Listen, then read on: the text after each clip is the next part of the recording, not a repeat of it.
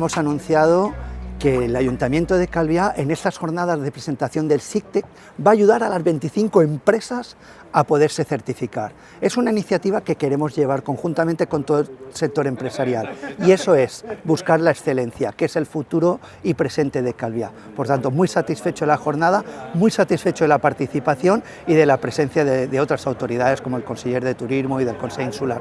Por tanto, seguimos trabajando.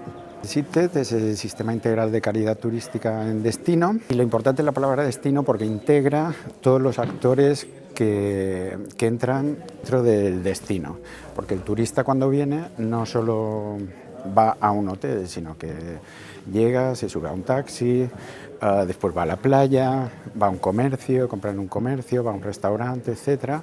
Y el sistema SICTEC integra todos estos actores del sector público y privado. Aparte del certificado, las ventajas es que le ayuda a organizar su estructura interna, a cumplir con la legalidad y a estar dentro de un sistema que es a nivel español de calidad que va evolucionando.